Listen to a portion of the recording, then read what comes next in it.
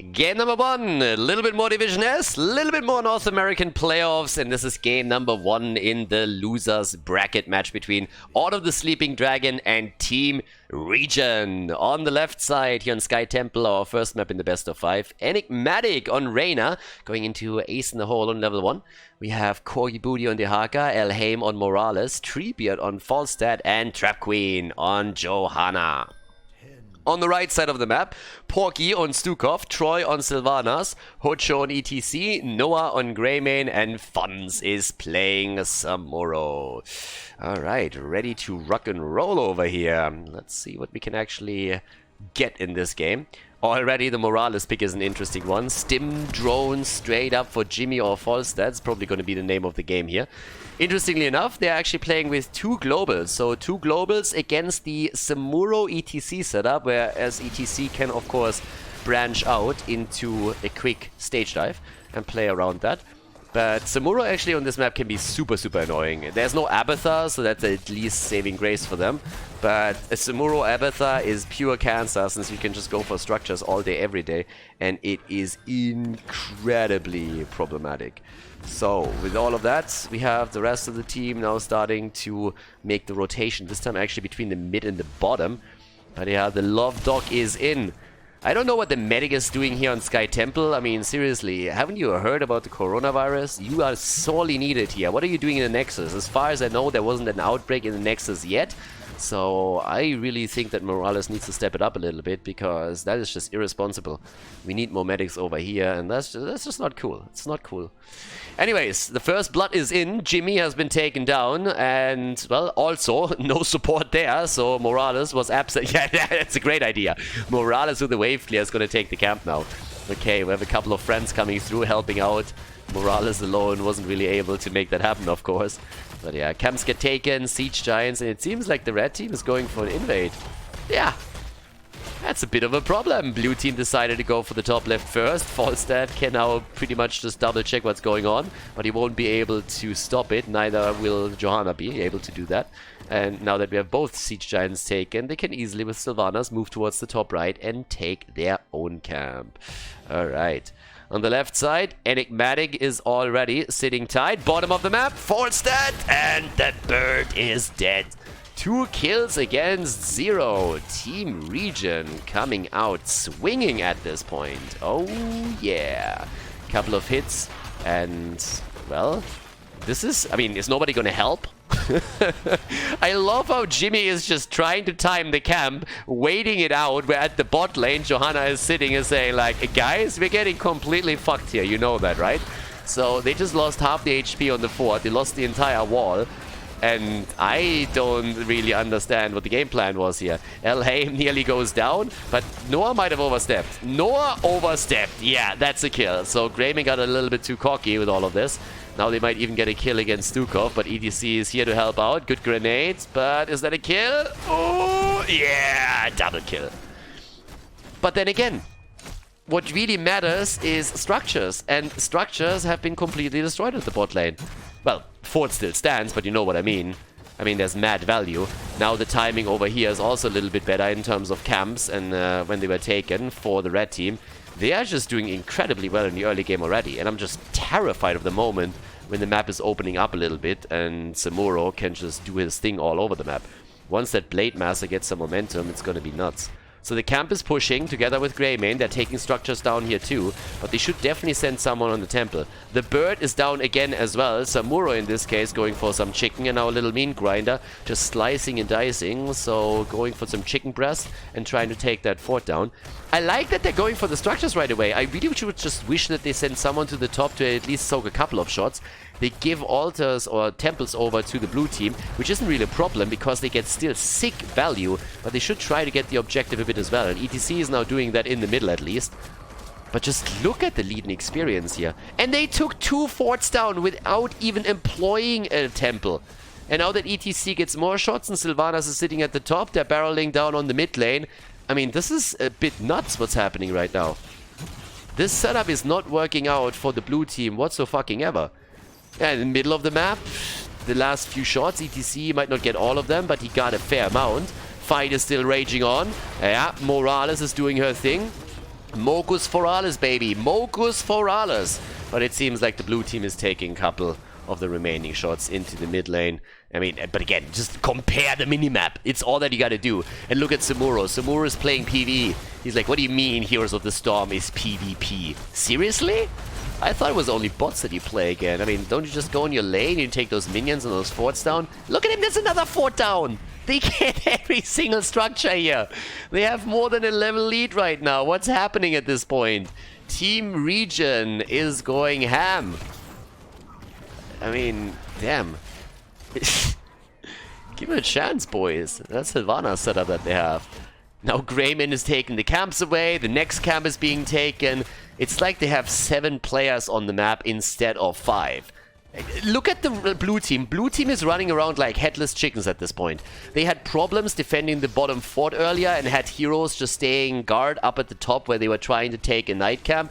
Now they lost pretty much everything on the map. I don't think I've ever seen a Sky Temple game like this. I honestly don't. They have 2 globals. How can you not be able to react to some of this or some of the pressure with 2 global heroes? They're going for the boss now too. What is happening here? I mean, is this pretty much them surrendering or what's going on? Guys, you have 2 globals. Can you please spread them out a little bit and use those global abilities? Forrester doesn't have the gust yet. ETC jumps in. I don't even know why, honestly. Probably just for the lulz. I mean, he wants to have some fun too. He was just like, guys, can I jump? Can I jump? They're like, dude, we don't need you. And he's like, but I want to jump. And like, we really don't need you, but I want him to. And then he just jumps down and helps the rest of the team now with a boss push. But holy shit. I have no idea what happened before this game started, but I think all of the Sleeping Dragon didn't get their breakfast. These boys need some coffee. Come on, guys. After game number 1, I want a big, big energy drink. Get a hype or something. Get a coffee. I don't care what exactly you go for. But they've been half asleep here. Sleeping Dragon for sure. That dragon has not woken up yet. That's a problem because Team ReGen went in and they're like, psh, don't wake them. Don't wake them. And so far, mission accomplished. 3 kills against 2. We are 6 minutes in and the first keep is down. What is this? Quick match? That's a 2-level lead. Like, what's going on here? Oh my god. Can you imagine? Like, Johanna is dead too. That's 4 kills against 2. They're all of a sudden sitting there as like, guys, can we core? Are they seriously gonna core here? Of course they are. Why am I even asking? Why am I asking stupid questions? Jimmy is just right-clicking and running around, not even a single auto attack. There's the isolation. That didn't do jack shit either. He's still attacking, and that's game. 7 minutes and 30 seconds, and the game is over. 1-0 lead for Team ReGen in this best of 5. What did we just watch? Seriously, what the hell were we just watching?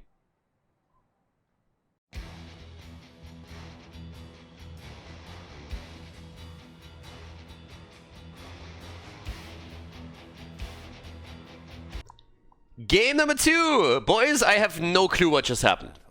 I seriously don't know. I mean, 7 minutes and 30 seconds in. My guess is the Order of the Sleeping Dragon took the sleeping a little bit too seriously right there. So we're actually gonna check out if game number 2 is gonna be a little bit different. I mean, the builds, the hero compositions are definitely different. On the left side, Enigmatic on Jaina. We have Corgi Booty on Zeratul, Treebeard on Sylvanas, Elhaim on Deckard Cain, and Trap Queen on Tyrael. And on the right side of the map, once again with Samuro, we have Funds, Porky on Tyrande, we are on Cursed Hollow by the way, Noah on Urel, we have Troy on Greymane, and Hocho on Nuburak. And they've pretty much murdered game number 1. I mean, seriously. Rumor has it that Order of the Sleeping Dragon needed a 10-15 minute break before the second game started because they had to soothe those burns with a little bit of aloe vera. And also, some say that they're playing this game standing because after the spanking they just received, they have a hard time sitting down. But they're coming in with a quick kill. Apparently they woke up. Ladies and gentlemen, I am happy to announce that Order of the Sleeping Dragon has woken up and they are now called the Order of the Awoken Dragon. Awakened Dragon? Anyways. The dragon has awoken. The Wake Dragon is in. The Woke Dragon? Oh god, please not a Woke Dragon. No SJWs, please. Anyways. As we're heading into the second game, we might actually be in a situation where we're finally going to have a little bit more of a battle between the two, and I'm excited for it. This is a best of 5, of course. We currently have the Tirana setup, which in and of itself is interesting because this is actually something that you've seen in the past a lot. The Nuburak engaged with Tyrande as a follow-up. Malfurion has filled the same role for a lot of times. And here we go. Treebeard, Alhaim, all the way up at the top. There was a bit of an early scuffle since the blue team had to defend their top tower. Together with the Nuburak and Greymane, you can of course try and snipe towers at the beginning of the match a little bit.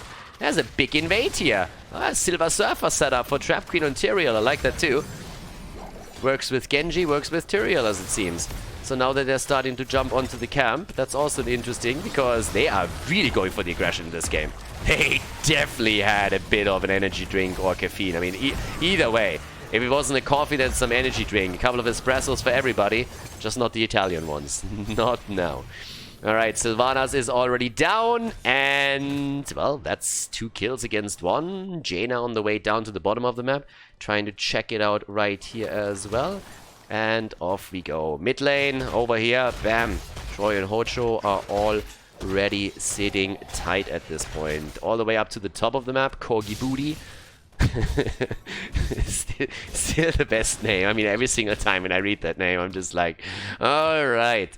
So, Hand of Freedom is in. And yeah, with the build actually, when you're looking over to Zeratul, this is more so the European build that we've now seen a few times too. I'm honestly wondering if Corgi Booty goes on level 10 then into Void Prison after all. Void Prison still seems to be the biggest, like, the standard talent to go for in North America, whereas Europe has pretty much exclusively switched over into Might of the Nerazim. So I'm kind of curious what we're going to get in this game here.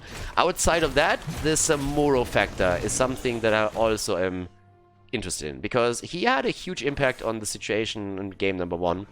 And I just want to see if he can maybe pull this off in game number 2 now as well. Either way, first objective is spawning, so the siege giants at the bottom of the map could cause some problems. Zeratul is dealing with a push in the middle and will then make the rotation. But for now, it's a 3 versus 4 top side, with Zeratul actually not giving a shit about the tribute. He's saying like, boys, whatever, I'm gonna go for structures. Noah has realized that and is actually trying to help out here and defend all of this, but the first tower is already down, and that's some serious damage done by Zeratul here. Me likey. Same time now, up to the top. Their channel is interrupted. Especially, of course, with Tyrande. The red team has also quite a lot of interrupt potential, but so far they are the ones who feel they can grab this one. The Arcane Intellect now, also after the first quest talent on level 1 for Jaina. I mean, we are all in. Look at that Jaina build. We are all in on the Jaina build right now. The Ice Fury wand is now through too. And yeah, that's a high build for sure. Don't see that too often. But okay, let's have a bit of a look at the bottom of the map and see how this pans out, because Jaina isn't here anymore, which means that Samuro is now free reigning at the bot lane. Tyrande is down, and there's that. Level 7 talents are in, and that gives us, maybe an opportunity for Corgi Booty to also come in with the Seeker in the Dark right now. Again, I'm really curious about the level 10 talent. Europe, it doesn't matter anymore for Europe if you have Jaina and Zeratul in the same team. I mean, just half a year ago it was always about the Void Prison into a Ring of Frost. Was it half a year ago? Make it a year. But Europe has moved completely away from it. Zeratul players on the European side are by now just so strong that with all the tools that he has are focusing on the kills in the backline. And Water Elemental is just, with Wintermute on 20, is so insanely powerful that the wombo combos are not exclusively focused on anymore. Especially since there's just too many tools that can shut the wombo combo down too easily. You put pressure onto Jaina, you deal a little bit with Zeratul. Cocoon, for example, is a great tool here as well. Just trying to screw the timing up and then you're good to go. So, but here, that might be different. Again, NA has their own style. And there's, of course, also a bit of a Deckard Cain lockdown that you can always look for. Still a 4 versus 4. Bot lane is currently still attacked, but there's another kill, and this time it's actually Tyrael who bites the dust. 3 kills against 2, and a much, much closer game right now. I really like that this is at least a bit competitive. Game number 1 had me worried, to tell you the truth. Elheim about to get stunned out. Oh, and they're chasing him hard. He at least gets the interrupt against Porky, but that only triggers Tyrande to see if she can maybe help out a little bit here. Troy is low, and Troy is dead. This fight just never ends. The gift that keeps on giving. Another stun setup, and Treebeard is down. Well done by Noah. Immediately following the wave, saying, you are not going to escape here. They go for the old man. No respect for the elder here. And Elheim makes it out, but barely. It's still not over, though. Level 10 is in. There's the water elemental. And what is Zeratul going to go for? He's actually hiding it for just a second. On the other side, we by now have Cocoon in. Might of the Narazim. I like it. Full Europe style on the side of the blue team. Let's see if they can actually pull it off properly. But this is still tribute number 1. I mean, guys, we're 6.5 minutes in. This is the first tribute. So, this is going to take a while. Samuro is taking camps now. Jaina's pushing out the bot lane. Now the kill over here against Urel. The Cocoon set up against the old man. He really doesn't get a rest, does he? Stun set up and Sanctification saves his bony ass as he's trying to turn it around here. What a game! Oh my god, that fight is nuts! And we're still fighting it out. There's a kill against Tyrande, and I think that is finally going to put a stop to it. Elheim is on the channel and gets it right away. And with Sylvanas pushing topside, the blue team is all of a sudden in a position where they might be able to take the fort down too. Okay, the momentum swing is there. And that's the end of Greymane. And Nubarak, yeah, the bug gets out. Bottom of the map, I mean the two of them are fighting it out the entire time. But holy cow. That was wild. That was definitely wild at this point. So, yeah. Elheim and Corgi Booty are already moving through. Trap Queen is sitting still on the... I mean, they want the vision back, of course. It was claimed earlier, so he's still sitting on the watchtower. Rest of the team is already moving towards the camps on the map. Those have been a little bit neglected. We have also 7 minutes in. We obviously have bosses now ready, so that's another one that's actually pretty big. And let's see what exactly is gonna happen here outside of it. Funds is already sitting tight. Tributes are spawning. Boss is taken topside now, though. And nobody is actually going for it just yet. Could become a bit of a problem, because if they take this quickly, then they can still fight over the tribute. And it doesn't seem like the blue team is making any attempts to grab their own boss. Normally you see an even trade between two teams. But this is a bit of a different setup now. And also, quest is completed now for Zeratul. And let's see how this is going to pan out. They can easily take down those siege giants topside now. The tribute is spawning up at the top of the map. 13 isn't here yet for the red team. That's a bit of a concern. 7 kills against 4 already. Tyrael sitting in the bush, which is nobody is really checking it. Ah, actually, there we go. Okay. Hey, check it out. Samuro is down, though. Zeratul, look at that. Taking Samuro down. Using the Psy Blades to take him down. And yeah, the super potions are in as well. Super healing potions, baby. Okay. The interrupt. The owl came in straight from Hogwarts. And the top fort is going to be safe. But there's a second channel. And that's, of course, true tributes now in the hands of the blue team. They're definitely gaining momentum here. They're gaining tons of momentum at this point. And everybody is starting to push straight through the middle of the map with a little bit more Sylvanas power. I mean, she has been doing damage all over the place, but there's also a camp that's being fought over. Great setup here. That should at least be 1 kill. Zeratul is coming in. Wants to go for Troy. Oh! Zeratul makes it out. Forget it. In comes Samuro. He was looking for revenge, and he gets the hit connected. Zeratul is down. The comeback attempt as Team ReGen is moving into the fight, trying to chase them down after the first initial kill. But here we have the level 13 in play. Holy ground on Tyrael. Good for boss control, of course, too. So far, they haven't really used it. But now we have a tribute possibly taken at the bottom of the map that will lead to a curse here.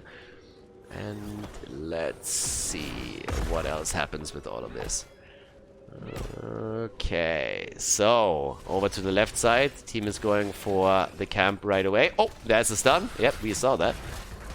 Can they actually take it? I mean, honestly, I feel like with every single tool that we have on the blue team side, they should be completely comfortable taking this battle if they really wanted it, because they have Holy Ground, they have also the Sanctification, fantastic tools for them, have to play around Anubarak a bit, but they give up the boss and they give up the tribute, so they give up quite a lot of advantages here. There is still the aspect of them having a talent advantage at level 16. We actually see Blizzard talents, by the way, for Jaina. The build is wild. The build is really wild from Enigmatic here. Kill against good old Deckard Cain. He's down. Sylvanas with the wave is jumping out too. Full on Blizzard style here. Yeah, not something that you see all that often, to be fair. Okay. Forts are heavily lowered hit points for the red team. But the fight is already happening out, and Zeratul, I mean, target-rich environment, baby. I mean, come on, bro. You can do this. Need to be careful of the stuns. I am amazed that Zeratul did not come in and try and get a kill here. There's a lot of heroes that were incredibly low in this encounter, so it seems like they are going to give up another tribute because Deckard Cain is dead. That's a 5-second gap that we're talking about here. Instead, the focus seems to be on camps. Honestly, if they can just interrupt it a little bit, they might get level 60 and can fight around that. But nope, there's the zone out already in the bushes, and they just shield them. Easy peasy, take the tribute. 2 tributes for each team right now, which means that the next one is going to give you a curse, one way or another. Bottom of the map is getting attacked as well. And let's see. Top side is also happening right now. Corgi Booty is currently sitting tight. Noah pushing that out. 1v1 over here. Bottom of the map, we still have the duel between Jaina and Samuro, which has dominated the early stages on the bot lane. Level 16 is now ready for both teams. Yeah, and that gives us, of course, also now the Celestial Attunement for Tyrande. Pretty neat. Kerashin against Jaina. Samuro gets locked down though. Northern Exposure is right there. The Numbing Blast, my bad. Lockdown attempt. Okay. Keeps him safe for a bit longer. The tribute is spawning, and again, this is the important one. Sanctification has not been used yet, so it's still an option for the fight if they don't have it to use it in this battle. And again, there's already the approach to try and lock another target down. Holy ground. Treebeard. Yeah, but the sleep setup, and here comes the Cocoon. They're going for all the weapons now. Everything is being put to the test as Corgi Booty is waiting at the tribute, or is he? Could jump in again. Oh, misses the cleave actually at this point. Okay. And Zeratul makes it out, but this is starting to become a total death zone. Starfall is coming out, ult already used on Urel, everybody fighting for the tribute, everybody wants the curse. Wild pinging at the top because this is going to do some damage, but it seems like they're going to accept the curse here. It's not making the situation any better. The immediate focus onto the boss is also happening. Don't think they need to go in with 5, they could send one of them down to take a couple of those minion waves and gain the experience there. But yep, the boss is sniffed out, everybody topside, bottom of the map, the push is already coming through, and this fort, of course, is not doing anything at this point. So, here we go. Let's see what we have at the bot lane. The fort eliminated, so this one, the boss, is going to go straight up for the keep, and the rest of the team is starting to move to the top. They should still do a little bit of work here without the boss at this point. I mean, they're trying to go for both, apparently, under the cover of the curse itself. But they could do a little bit more damage than that. Either way, they're going to get both for sure. The question is, how much damage are they going to do? Zeratul is holding the middle and is taking the experience there. So that's always a nice lead. Gets the minion experience, gets the fort destroyed, can take another wave before he moves over. Should take another wave before he moves over. And yeah, Samura is the only one who's trying to maybe even interrupt this a little bit. Yeah, goes in, gets the cleave. Alright, should be able to move out. Bot lane. Easy defense. One tower is eliminated, but up at the top, that's where we are going to see most of the damage done. And they're obviously hoping to get a keep here. Alright. 8 kills against 5, slightly ahead in experience. And again, curses these days with the changes that Blizzard made are a little bit weird, because it means that oftentimes you don't get ahead in experience in a curse. You can actually even fall behind in experience if you go onto one lane. Oh, you rel down. Guys, that just made this push so much more dangerous. Yes, Anubarak goes in, God knows why. That's an insta-kill against him. That's 2 heroes down. That's 3 heroes eliminated. This could be game. This could honestly be game. If Sylvanas comes in and disables the fort now, that could honestly be the end of it. And with Samuro dying, I'm pretty sure it is. That boss is still looking at roughly 30% HP, and there's 4 heroes down. Only Greymane is back in. That is definitely a tie in the series. I mean, right now, nobody can stop them anymore. All of the Sleeping Dragon definitely woke up for game number 2, and they take down Team ReGen on Cursed Hollow and force the tie in this best of 5 as we are heading into the 3rd game of the best of 5 here in the losers bracket of the Division S playoffs in North America.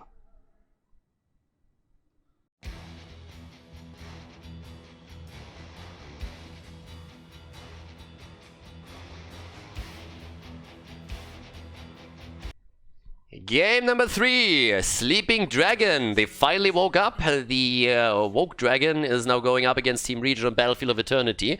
And on the left side, they go straight up for Morales again. This time not with Jimmy, but we have Sergeant Hammer for the auto attacks. So Kogi Booty is playing on Irel. We have Elhaim on Morales, Trap Queen on Muradin, Treebeard on Sergeant Hammer, and Enigmatic on Chromie. Yay! Shut up. On the right side, Team ReGen with Whitemane, played by Porky, Noah and Hanzo. Hocho on ETC. Funz actually got the dragon, and Troy is playing Vala. Okay, let's go. Vala, of course, with an arrow build to get all of that immortal damage in. And at the same time, with Deathwing, it's an interesting thing to actually have. Deathwing usually doesn't really make it through a lot of drafts, but we've seen him a lot more in North America than we do in Europe. That's definitely true. Level 1 talent, still a bit of stacking for Muradin. Level 4 is going to be interesting. Are we going to see full-on Sledgehammer for Trap Queen? Or is it instead going to be more of a Thunderclap focus, trying to get either a little bit more damage or survivability out of all of this? Game number 2 was definitely a bit of a different one. Game 1 was literally a wake-up call. I mean, it was literally a wake-up call for Team ReGen, as it seems. The order woke up. Now, on the other hand, the question is, can they win Game 3 as well? And keep in mind, Game number 1 was actually shorter than the capture of Tribute number 1 in the second game. As insane as that is, that's actually the thing. So, yep, here we go. Let's have a little bit of a look at all of that. There's already the punches coming out. Bot lane gets, of course, massively attacked now with not only Sergeant Hammer shelling away from a safe distance, but also Chromie sitting right behind it. It's really just safe distance poking that we're seeing here. Hanzo is moving now to the top of the map and is going to try and help to not only maybe even take Urel down, I don't think it's going to happen, but to take the camp top side since they're already giving up at the bottom here. The one thing that is definitely true is if you're looking at the two teams and you're thinking about immortal pressure, outside of positioning themselves in a great spot to zone with long distance abilities, the blue team doesn't have a lot of immortal damage. It's not like any of the heroes that they're running here, maybe with the exception of Muradin, if he decides to go into Sledgehammer, have a fantastic damage output against the immortal or anything that would boost it. They have a lot of zoning tools, but if the red team at any point gets onto the immortal, they're going to murder that thing. I mean, Hanzo is in and is definitely going to go for his scatter build here. Already started with it. And we have an arrow build for Vala. So you can just imagine how immortal number, let's say, 2, 3 are just going to get burned down within seconds if it ever comes to that. The interesting part to me is that they actually allowed the blue team to also get the top camp. After Hanzo rotated over, they should have taken this themselves. So now they lost both. That's definitely not a good start for Team ReGen. So you need to be careful with that. Bottom of the map is already where Troy is doing his thing here. Starting to at least hold experience for the team, but the Immortals are spawning soon TM. And that means that everybody else is now concentrating on the Shaman camps.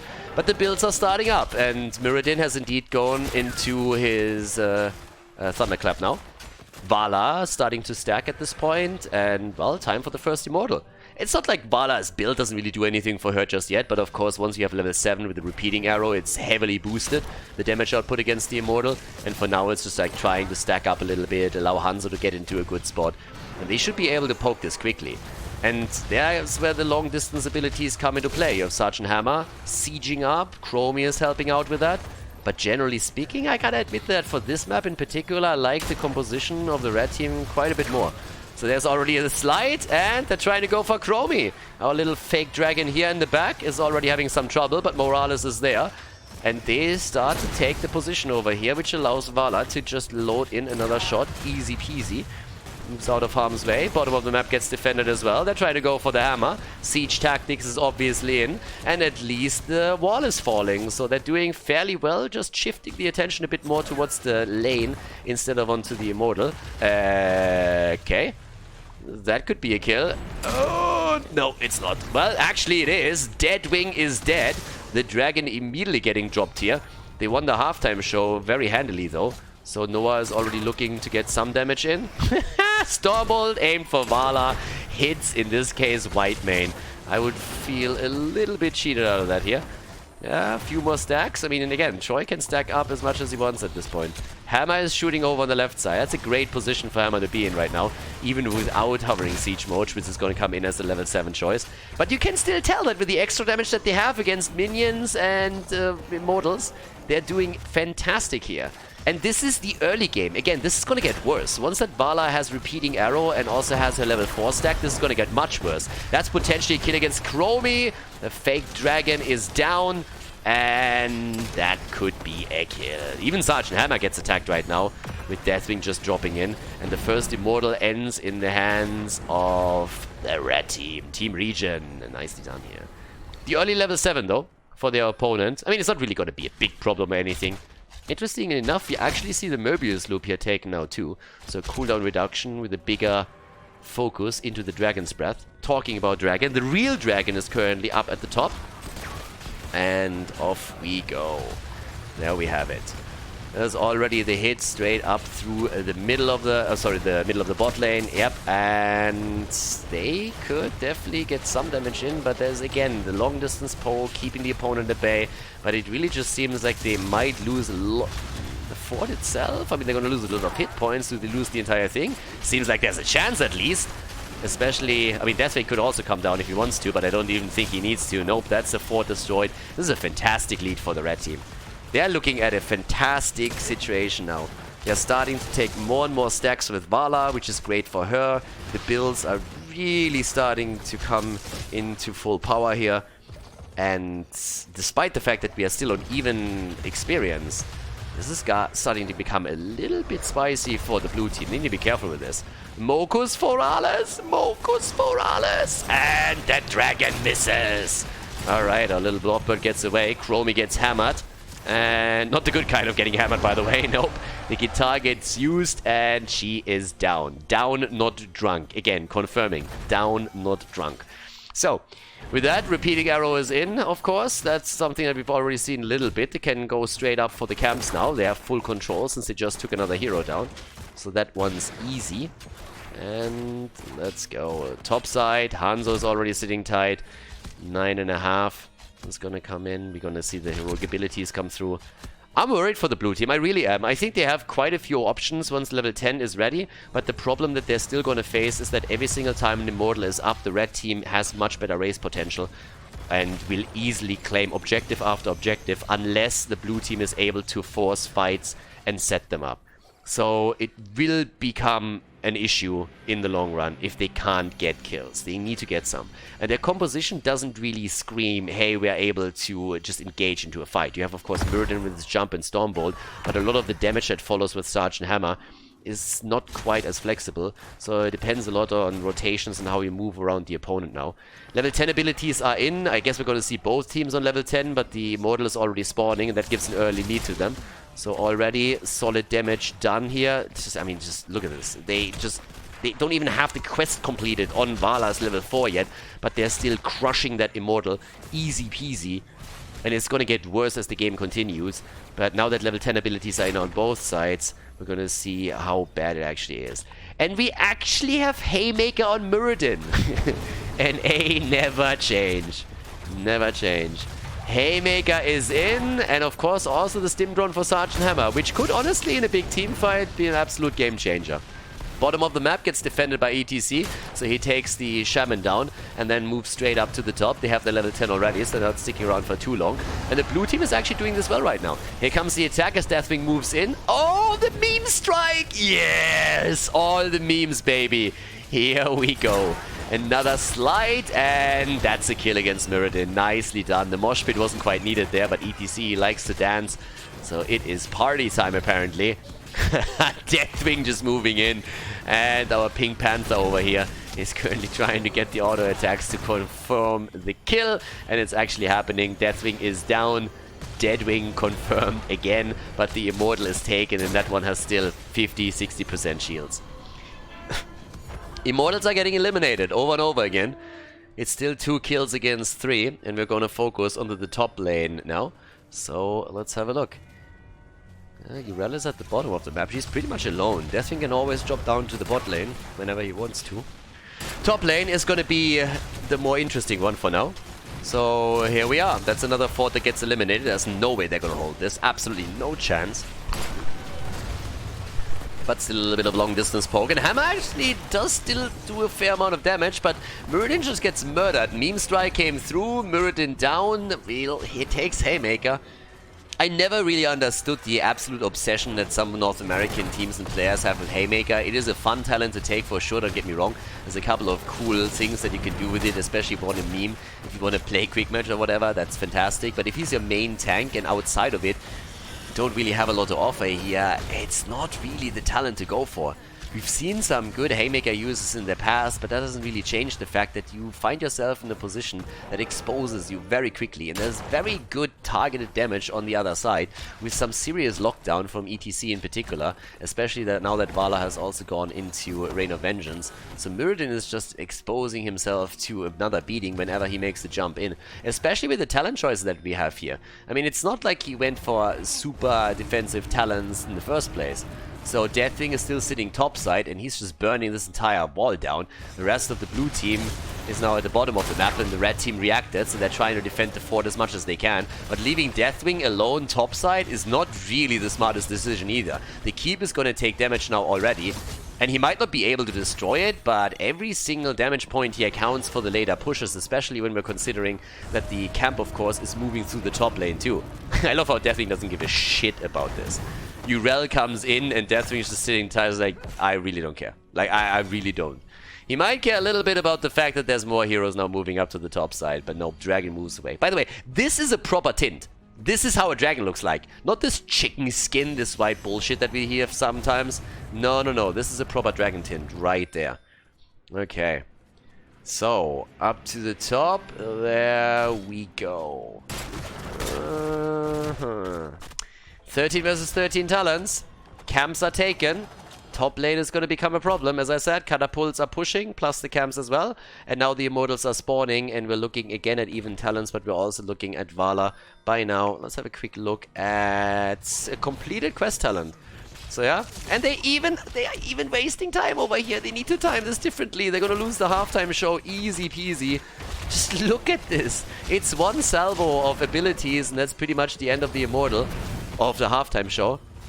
And as you can tell, this is going to threaten the keep. This is not boding well for the blue team. This is getting really dangerous here. Halftime show has started, and now they have a choice. Either risking taking damage topside and losing the Immortal, or sending someone towards, or losing the Immortal. That's the two choices that they have. Oh, double dragon! That's pretty much a triple dragon setup that we have with the Meme Strike. Nice, and they're chasing them all over the map already. We're not even talking Immortally anymore. We're talking about potentially them losing multiple heroes here. There's Deadwing deaded again, but not for nothing. He was able to take down Morales. Chromie with a timeout, but the fake dragon is still dead. And the top keep is still taking damage, by the way. Top cave is still getting attacked. That hasn't stopped.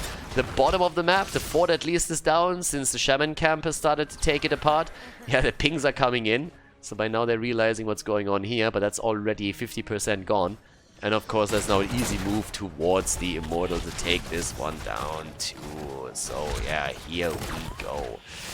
Alright, so let's have a little bit of a look of how this is gonna point out. Torture is already sitting tight right here. And there we go. Yeah, 15.5 against 14, nearly 100% shields. They get the camp on top of it. And what does that camp do? That camp pretty much just pushes the top lane even further, while the rest of the team is going to push with the Immortal at the bottom of the map. So there's in theory a chance that they're able to take even both keeps down. They have level 16 talents too. Guys, it's rough. It's really rough. If you're a fan of the blue team, you have a couple of very tough minutes ahead of you, because there's a good chance the team ReGen is even going to try and go for core here, considering that they might be able to pick up a kill or two. And if it comes to that, it's easily lights out. There's so much pressure now on the blue team. It's tricky to withstand all of this. And that Immortal is already murdering. Yeah, there comes the meme strike. But we also, of course, the stim drone on Sergeant Hammer. And he's trying to take this down quickly. 16 would really help to also threaten, in particular, Deathwing a little bit more. But top lane gets pressured. Keep that top lane on the minimap in mind as we're focusing on the bottom of the map. Here comes Deathwing again, trying to zone them away as much as he can, hoping for a kill, but Funz is also eating a ton of damage here again. The keep is gone though. The keep is gone, and now the question is, what else are they going to do with it? Doesn't seem like too much, but top side gets now attacked as well, and yeah, that keep is taking more and more damage, and guess what? The red team is simply saying, we are willing to fight for this. And why wouldn't they? I mean, seriously, why wouldn't they? They have level 16. They can easily start to poke a little bit here. They have a great opportunity now. They don't have to take it, but still a few shots fired and they might have a chance. Deathwing, of course, can chip in with a little bit of damage as well. Might just have enough to take it down eventually here. But they go for Mirrodin again. And again, Mirrodin does only have Haymaker. Gets the Haymaker in, and, well, the GOAT is sealing the deal, but Mirrodin is also down. Oh, Morales. Deathwing. And honestly, this is not Deathwing, this is Deadwing. He's dying like all the time. He's a bit too aggressive here. That's not really a dragon. I mean, that thing is just dying way too much right now. Manticore on level 16 for Vala, by the way. So once that Farfly Quiver is in, Mirrodin is going to have even more of a tough time. And yeah, bottom of the map, catapults have already started to attack the core, so shields have been lost. But as you can tell, even with 5 kills against 7, the situation hasn't changed much. You look at structures on the map and there has a distinct advantage for the team in red. Team ReGen is pretty insane here. So the attacks keep coming. As Hutch and his boys are fighting through. They only have 3 on the map, but they still took the camp, but that was important. But the attempt of the Sleeping Dragon to come through the middle, through the top lane and take this one down. Deathwing is back now as well. And the next Immortal is about to spawn. And let's face it, the red team has so far won every single Immortal in this game. Oh, getting actually some serious damage in onto Sergeant Hammer. But yeah, the fact of the matter is that so far Team ReGen has won every single Immortal. And I don't really think this is going to change anytime soon unless there's a couple of kills for the Sleeping Dragon. They have also with level 60 on Mirrodin finally a chance to get some more Haymaker value. But I am heavily worried that the next Immortal is now claimed and then ends the game in favor of Team ReGen. If the blue team wants to change that outcome, they need to get kills. They really need to get some momentum in a dominant position on the map. And I don't know how this is going to happen outside of them forcing a fight and taking a few kills here. The top lane is pushing again with another Shaman camp, by the way. That was not simple geometry, by the way. Yeah, that geometry did not really work out. Someone has to retake that class. They're still trying to go for the fight. Yeah, good stun coming through from Vala as they're going for the defensive. Top keep is going to fall now. With the camp pushing through, if no one starts to move towards the top lane immediately, that top keep is doomed. Yeah, there comes the meme strike again, trying to zone them out a little bit here. Top lane is nearly eliminated. Talking about being eliminated, Mirrodin is having a tough time here, but Morales has the healing beam already focused, and well, here we go. This one is down, both keeps eliminated. It's time for continuous catapult pressure on both lanes. And they are starting to feel the heat here, for sure. They are able to at least take a few hit points off the red team's Immortal on the other hand, so they're doing well with that. But here's the stun setup, and Mirrodin is dead again.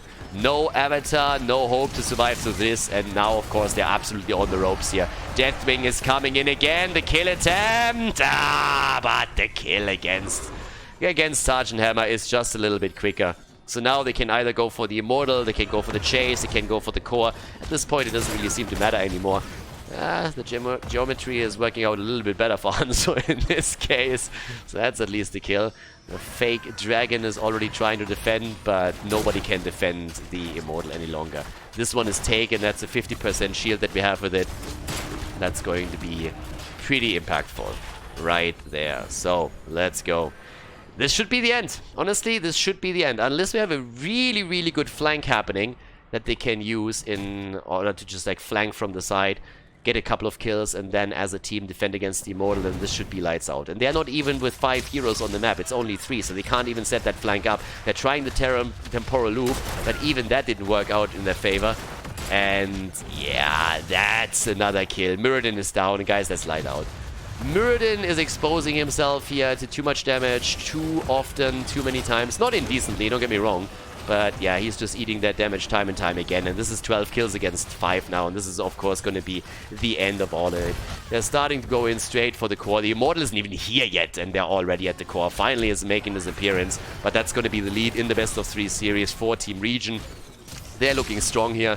They're doing well. Enigmatic is in trouble, but is able to save himself for a bit longer. Nobody can save the core, though. This is game. This is a 2-1 lead for Team ReGen in this loser bracket match here at the Division S playoffs of Season 2.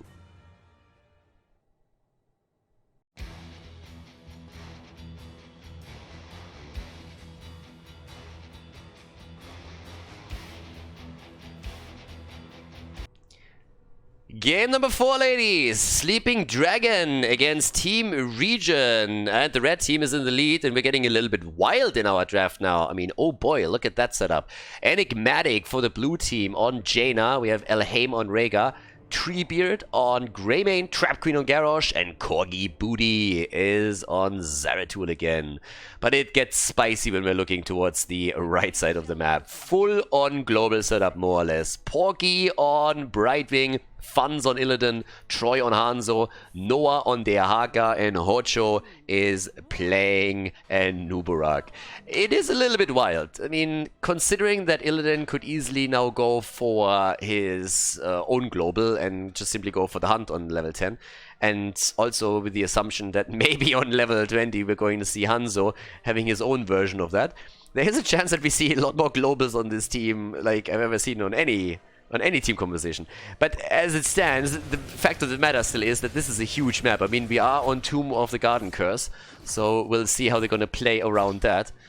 And yeah, this little hybrid between Tomb of the Spider Queen and Cursed Hollow is very, very quickly going to run into a macro setup. But that's not how you want to start this up. Illidan isn't really the fella that is known to be the most tanky on level 1, despite what people in Quick Match seem to think. So yeah, him YOLOing straight up reminds me a little bit of Quick Match, and Quick Match apparently continues because we're seeing more kills. Greymane is also about to fall, so what the hell? Kill after kill after kill is already coming through here. We just 1 minute in and we already have 3 kills confirmed, so that escalated quickly. That's going to be an all-out brawl apparently. I expected more of a macro level play from Team ReGen, but I gotta admit, it's kinda spicy. Let's see if they keep it up or at some point the game comes down a bit. The interesting part, of course, is that from the perspective of the Order of the Sleeping Dragon, theirs is where everything's on the line. If they lose here, they're out of the tournament. We are in a loser's bracket, so if you lose this match, then you are out. The winner still makes it on to the next round and still has a chance to eventually end up in the grand final, which is, of course, the goal here. But there's still a long way to go for both of them. Alright, the Fruit Fly is already flapping to the top. Playing in this case actually against Garrosh and just making sure there's not getting flipped. Garrosh got so mad that he actually flipped the minion over. He got so angry. He hates Fruit Flies too, and I can totally understand that.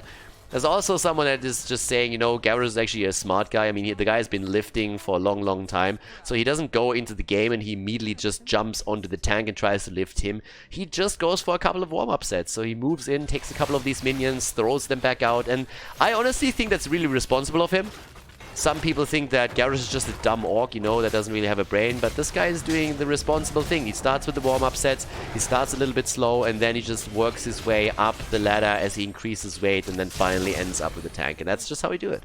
So, bottom of the map, Bit of a push out here from the blue team. So far, nobody's taking care of that. I mean, again, the wave is not really in yet, so they can delay this slightly. But there's a tribute that has to be fought over too. They still have globals though, so it shouldn't really be a problem. Dehaka, talking globals, is sitting topside right now and is currently doing his thing here.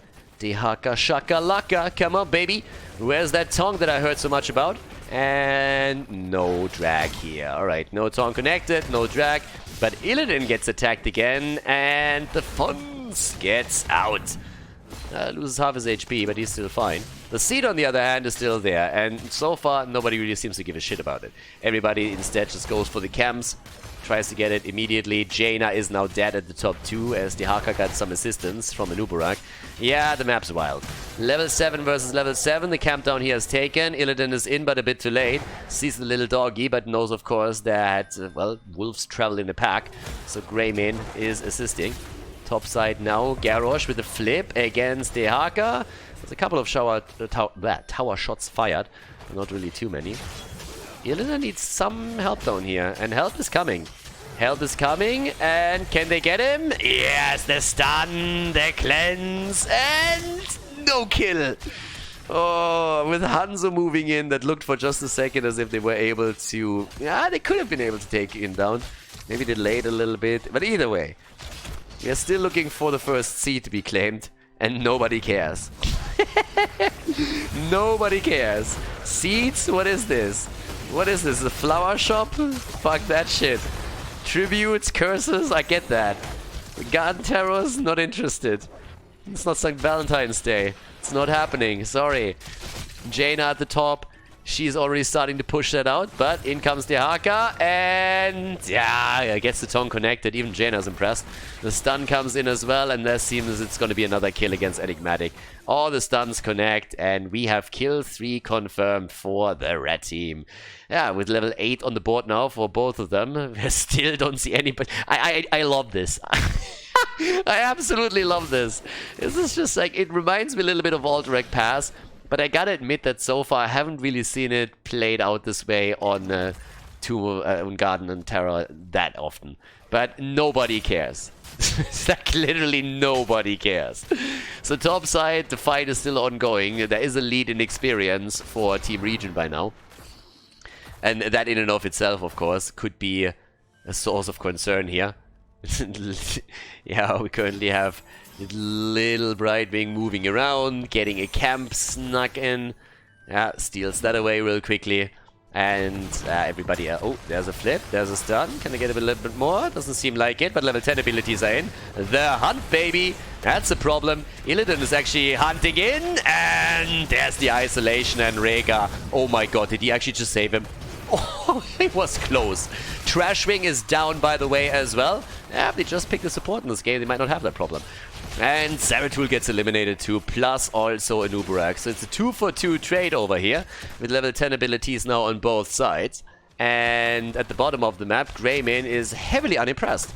He's just sitting there like, guys, I'm gonna do my thing right now. Like, I'm really sorry, but I'm not gonna brawl here. I'm gonna play a little bit of PvE, get additional experience, and I'm gonna take it from there. Same build on Zeratul as we've seen in the previous... It wasn't a previous game, I think it was Cursed Hollow, right? The map that they won where he played Zeratul. So he did well there. Let's see if he can do it again.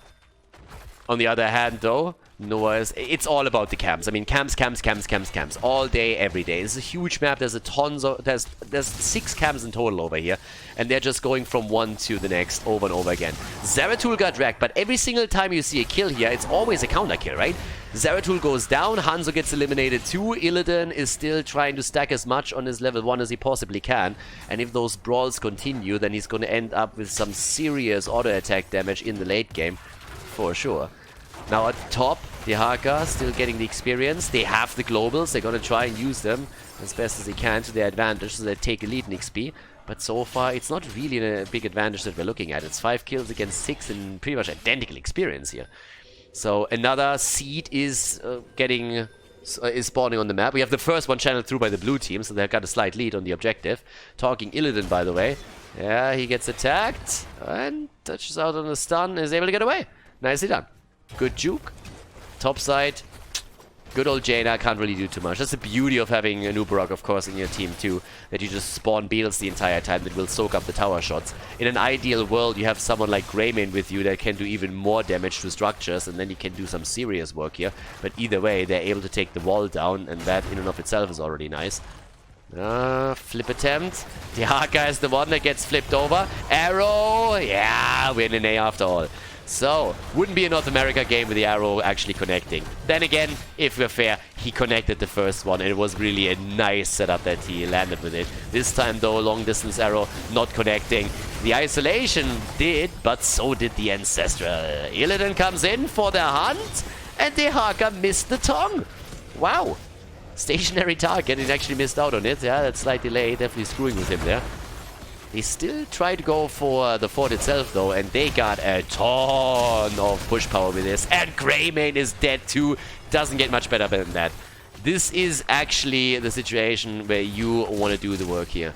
Yeah, Illidan is already trying to go for the seed at the same time. The early level 13 talent gave them a boost too. But that's actually the first fort that gets destroyed in this game. So nicely done. First is down. Zeratul is actually interrupting the channel. Corgi Booty doesn't really seem to be willing to do more than that though. So the seed goes over to the red team, which makes it a 1-4-1 seed situation on the map, with camps getting focused again, as both of the teams are well aware that there's 3 more camps available. And Zeratul is already working on it, but realizes that with heroes now showing in the mid lane, he needs to be a bit careful, because there's a good chance that they're actually going to make their way over and trying to steal this away. Yeah, Treebit is also sitting tight. So we have heroes everywhere. And there's the quick bribe, and that's another camp stolen away. The arrow! Why am I even asking? Like, I mean, it really narrowly missed. It was a really narrowly missed arrow. That Blizzard, though, does solid damage, but yeah, camps taken everywhere.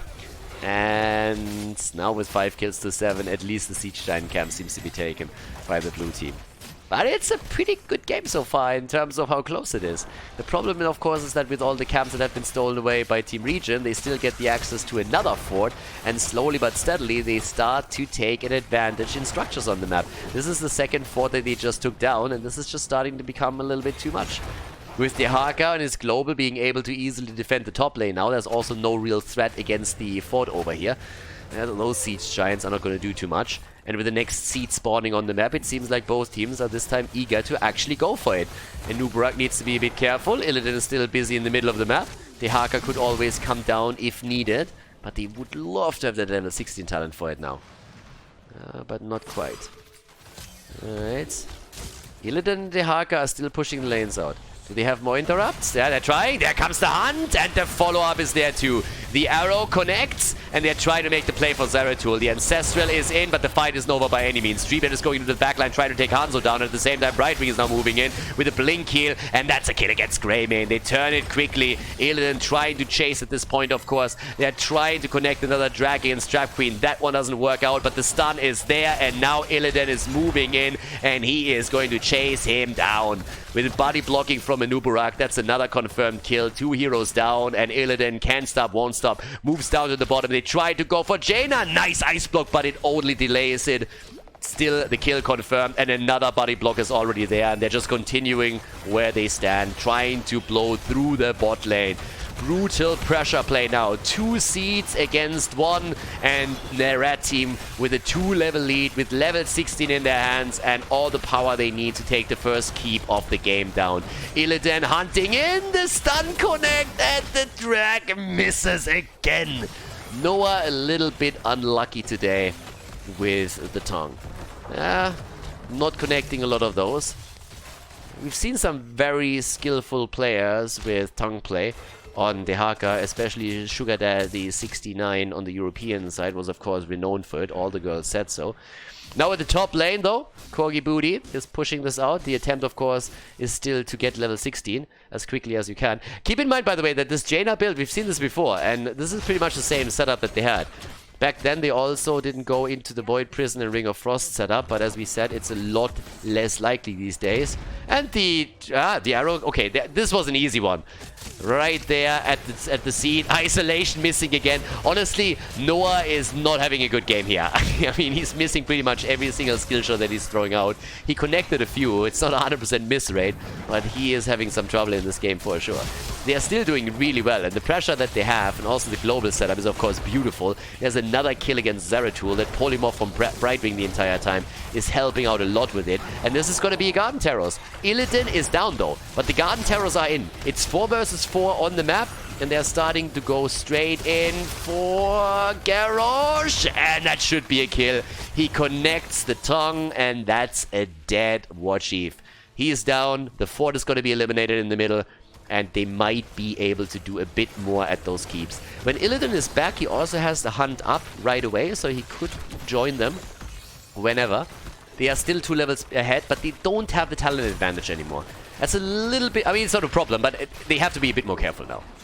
If you have the talent advantage, you have a huge power spike over your opponent. With a 2-level lead, you're still looking at a stats advantage, but it's not quite the same thing. Illidan back in another 5 seconds. As we said, he can hunt in whenever. But right now, the bigger question is, of course, can they put some pressure on the keep itself? But they're just falling back for now. They don't want to risk it here, which is understandable. There's tons of camps now up on the map that you can always take to apply more lane pressure to the blue team. Maybe even force a fight around one of those, get additional experience through it, which is pretty much what they do. Okay, that was a quick drop in HP for Garrosh. Isolation actually connects, and there's the hunt. The problem is the cocoon was used on the same target. Another jump from Illidan, ice block, taunt, and that's at least Garrosh dying. That's gonna be the end of Jaina as well. Jaina has no chance here. But Hanzo dies. Maybe they can't core. Well, maybe they can. Rhaegar's down. Brightwing survives, and that's 4 heroes against 2, and Catapults moving through the bot lane. This could be the end of it, especially if they're able to take another target. Illidan on the core is always a monster, and once the Catapults connect, that's going to be great, but Brightwing is down, and that's a problem. Can they at least kill Greymane? No, they cannot. They are starting to do some Catapult damage towards the core, and as long as they keep that up, they actually have a chance to end it right here, but even if they don't, it will be significant damage on the core. And guys, this could be the 3-1. And it is, isn't it?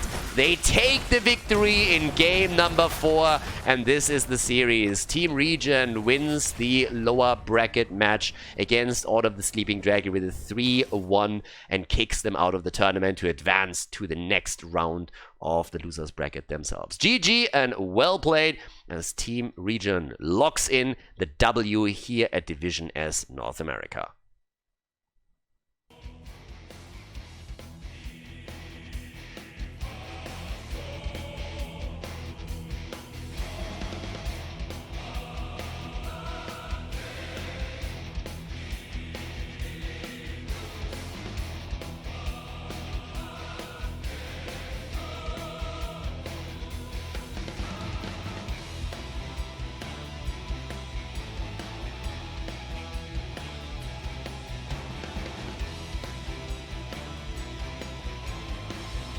Thank you everybody for watching the video today. I hope that you enjoyed the show and the commentary. And keep in mind that the spoiler protection that is going to run for the rest of the video is made possible by all the support on patreon.com. So guys, if you want to support my work, if you want to help me start new projects and keep the spoiler protection in place, please consider heading over to patreon.com/Khaldor. There's also a link in the YouTube description, and check that out. Thanks in advance, and see you guys next time with more esports coverage here on Khaldor TV. Have a great day.